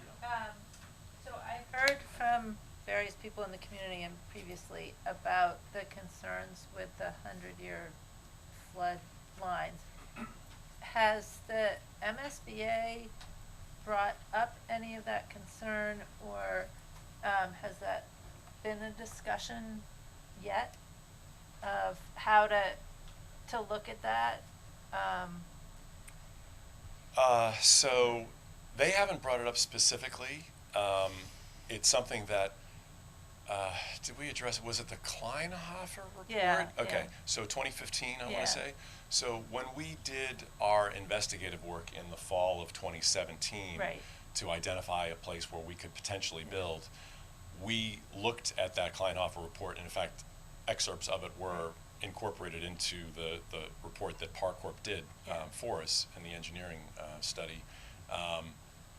I fully expect that all of the property is a special property. Yeah. It's got wetlands, it's got certain the upland buffers, and the floodplain is obviously a concern. Yeah. I fully expect that that's going to be kind of top of mind with any architect. Yeah. That's a lot of our focus in the RFS and in the questions that have been developed in anticipation of these interviews coming up next week. Do focus on the topography and the particular kind of benefits that I think we have, but also the challenges Okay. at that property. Yeah. And we know from at least some of the proposals we've seen so far that there are architects out there who have a particular expertise at designing on a challenging site like that. Okay. And I think nowadays, when you're an architect and you're bidding on or looking to do work on a coastal community, people are well versed in those things nowadays because everyone's seeing sea level rise. Yeah. Everyone's with climate change. It's not made up. It's real. For those of you who didn't realize, there are some out there still, and I think that it's prevalent now. It's not something that maybe 6 years ago we weren't as focused on it, and the Kleinhofer report, for those who read it, looked at it and said, "Uh-oh, Yeah. we're in big trouble." Yeah. And potentially, Yeah. but I think there's a way to design Yeah. for that. Yeah, just so you guys know, I'm hearing from people in town hall that people on conservation are very concerned, and maybe the thought would be get them involved early, just to give them peace of mind, and have them be part of the process as opposed to later on. But I'm glad that the architects are, excuse me? Have they reached out to anybody? I heard through the select board members that, but they haven't reached to you guys, which I said to the select board member, well, it's your committee too, but, so that's why I'm sharing this now, is just to, but I'm glad that you've identified it with the architect search, and I know you're thinking about that. Yeah. But I just wanted to share with you what I'm hearing too, because I was like, it's not me, it's the school building committee. Well, and the So- climate change committee has reached out too. Yeah, so, Yeah. we've been talking about the topography in ways that it's gonna be challenging to design, Yeah. for 4 years now, Yeah. off and on. But just for those who are interested, I know, Carlos, you brought this up at town meeting, and others are interested in it too, in terms of, net zero building and energy efficiency and everything else. Our RFS, request for services, had specific language in it that required any architect, or just put them on notice that they're going to be working with or engaging with a climate action committee that's been newly formed in our town. There's no net zero requirement Yeah. per se, But the way the MSBA requires school buildings to be designed nowadays, they must be LEED silver or better.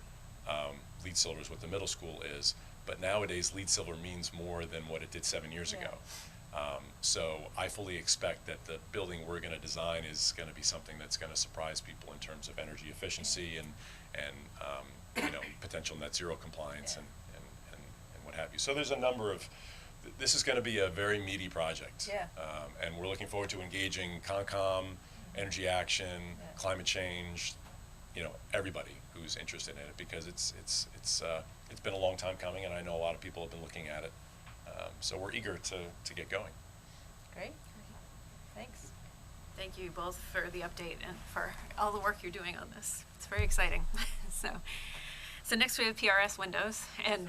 The PRS windows project. So I believe we're well engaged with that project right now. That will be going to the MSBA for the board approval on I think August 25th this month. So once the board approves it, then after that, then we presumably have so many days to get funding.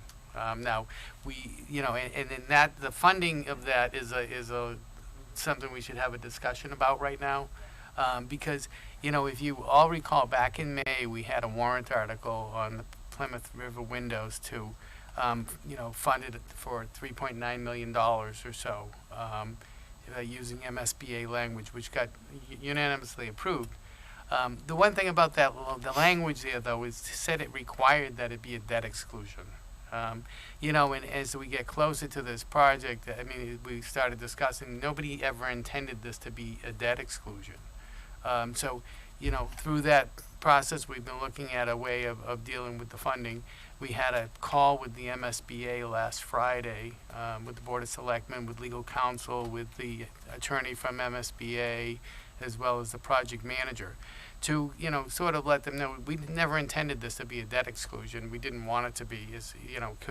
Could we manage a vote a different way, or what are our options for securing the funding for the project?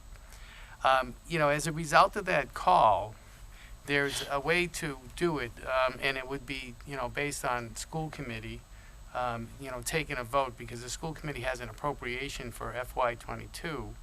In the amount of $62 million. So, the thought here was that, and we wanted to run this by the MSBA because foremost, we do not want to lose our standing with the MSBA or, set our project back.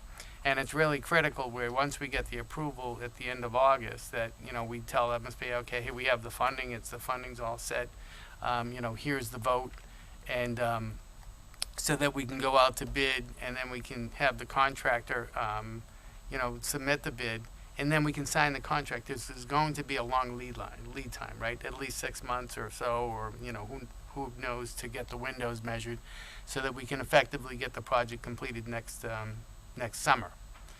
So the workaround here would be to have the school committee take some of that $62 million and take a formal vote at some point, perhaps next week, to authorize the use of $3.9 million of the FY22 operating budget for the funding for the Plymouth River Windows project. That vote in itself would negate the need for us to do any type of debt exclusion, because when it all is said and done, the town has already appropriated $1 million for this project. And the MSBA was going to contribute, when they're going to contribute 33.95% of the eligible expenses.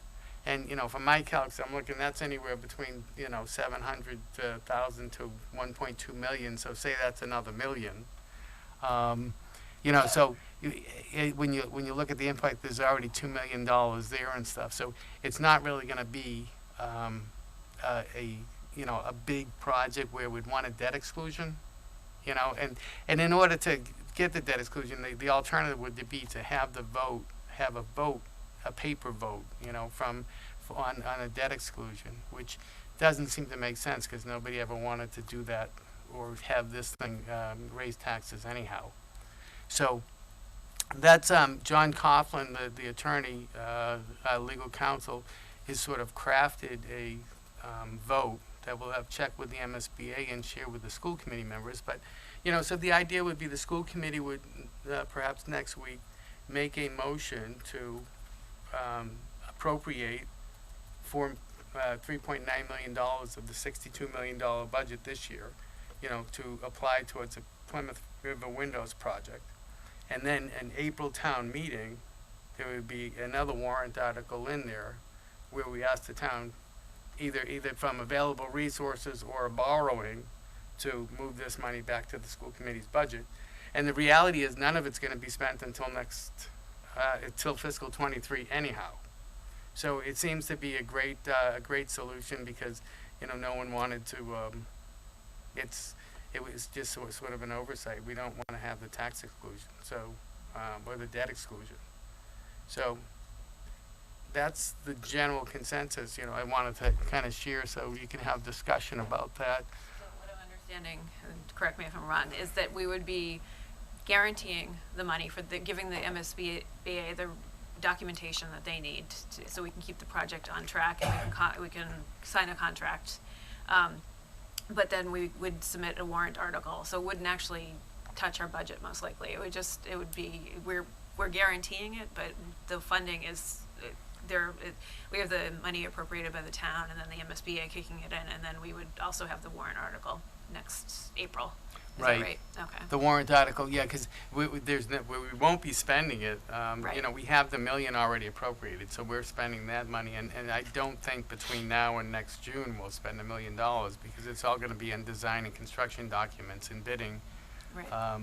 Right. The big money's going to actually happen when they start replacing the windows after school gets out next year. Right. So that town meeting warrant article in April just says give money through available funds, and that's where we looked at this surplus. There might be a suggestion of the school committee saying, hey, use the available surplus that we have. We would like you to use that towards this project. Can you put that into the Plymouth River Windows account for us, or suggest in April that the taxpayer take that action? So that may be an appropriate thing as well. Yeah. So it helps once again, with the overall funding of the project, which is relatively insignificant for the town anyhow, right? It's not a huge project when you think about the taxpayer out of pocket at somewhere like $1.5 million. Right. Yeah. So it would be basically you transfer the money back. So when it gets appropriated, then they transfer the money back into the school budget. So the school budget is whole, for fiscal 22. Right. Does anyone else have questions or comments? No, I think that's a fair and a clean way of doing it. But I do think that even keeping the town even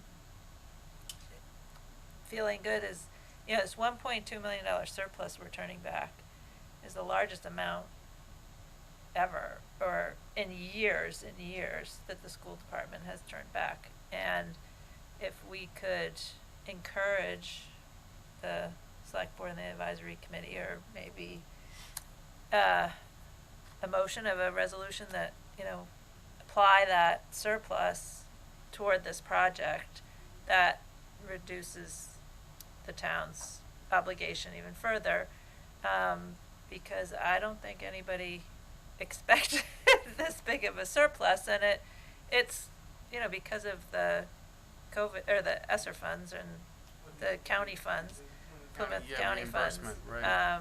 And the different way of operating, right? I mean, Yeah. there's only so much stuff you could do, and we've never been a district, and we never will be a district that just wants to spend money to put on a shelf. Yeah. It has to have a good use. Yeah. But I think it's pretty fair for us to, we can't put that into the fund ourselves. Right. We can't designate it now and save it. Has to go back in the reserve fund. Yeah, because it's too late. We don't have a contract, so we Yeah. couldn't. We would have had to have some contract in place prior to June 30th to do that. But I think it's worth talking with AdCom and the select board next week So it'll be- about, so or the following week. Yeah, so I had emailed everybody, so as long as it sounds like we're on the same page with this, we would meet probably over Zoom on the 3rd, and we'll use the motion that John Coughlin sent, as long as passes muster at the MSBA, and vote on it. And then it is on the agenda for our joint session with AdCom and the BOS on the 10th as well. And the select board may join us next week, depending on, they haven't discussed this yet, so they have to have their meeting tomorrow, and then depending on where that lands. But it sounds like it's definitely a good conversation to have with them as far as the surplus and putting the money back into the schools, right? So, okay, so. That motion will be, John's writing will be sent to the MSB tomorrow so that they can look. But it basically looks like very similar to the April vote, only it's talking about a school committee appropriation. So, All right. 7.8 is to receive homeschool applications and act as appropriate. Dr. Austin? Thank you. I was going to turn this over to John. Yeah. He's done a great job tonight. So in your packet, there are 2 homeschool applications that we received in our office. Sherry and I reviewed those very closely and believe that they meet the criteria, and they should be recommended to approve those by the school committee. So that is a first grader and from one family and a second grader from another.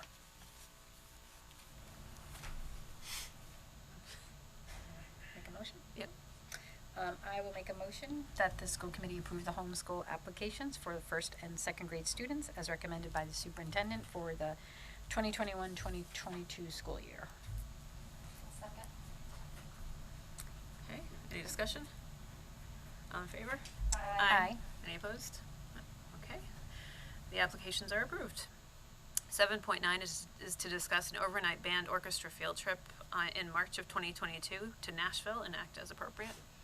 I apologize for my cutoff of the explanation of such thing, but we did receive from Brian Chincato and Pedro Susano that a request for a field trip in March of 2022, assuming that all travel is still being allowed, et cetera, and we certainly hope that it is. But I've reviewed that. Again, they've done a great job of putting that together, and certainly recommend that you approve that overnight trip from 3/17/22 to 3/20 to Nashville for approximately 50 students to go to Nashville and learn. So. I have a question. What is I'm not hoping for it to happen, but if the trip gets canceled, what is the obligation of families and what's the timing on being able to cancel it? We checked with Brian that I don't know. I know that there's a lot of different planning that's going on now because of what we've experienced over the last year. Okay. I don't have that answer right off. I don't know if you have it. Okay, I think that I'm okay with the trip, but I would like that to be very clear Okay. to parents, just because who knows what's gonna happen. And I know I had a trip canceled April of 2020, and so I was out $100. Like, there's a non-refundable deposit of, I think, $100. Right. Which I forgot about, and then I went back and read, and I'm like, yeah, I guess I am. So, but it was still kind of like, oh, I still lost $100. So I think we should be clear to people. That's a good idea. And understand what the timing is of calling the trip and everything. Sure. Just to remind that it is through Grant Classroom, and I think they do offer insurance with those. But mine was calls. with them too, Oh, okay. and it was still It wasn't included, okay. non-refundable. Yeah, I'm just guessing. So. Yeah. But I know they do sometimes offer it, but definitely something worth looking into. Oh, yeah. Well, and then that should be communicated to Mhm. people too. Agree. Yeah.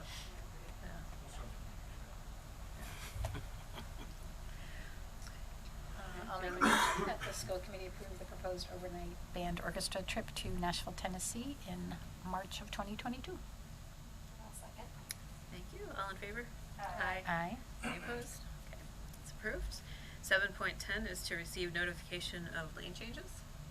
And just in your packet, we just give you an idea of the lane changes that have been made, that people have earned degrees or additional credits, et cetera, so they are in there for your review. Susan, when we get these in the future, can you show what change they made, or whoever That was I did with Sherry. the? Oh, okay. Do that, yeah. Just from where to where? That'd be great. Thanks. Okay. And 7.11 is to receive notification of resignation of Bianca George, school counselor, effective July 1st, 2021. So we thank her and wish her well. Okay. When will people be communicated about this and who the replacement? Seniors are, I don't know, it's, so it's, I mean, I know a guidance counselor is important to every student, but, I want to make sure I understood your question. I didn't hear all of it. so when will students be informed that their guidance counselor is changing and who the new person is? Because they rely on the guidance counselor prior to going back to school the first day.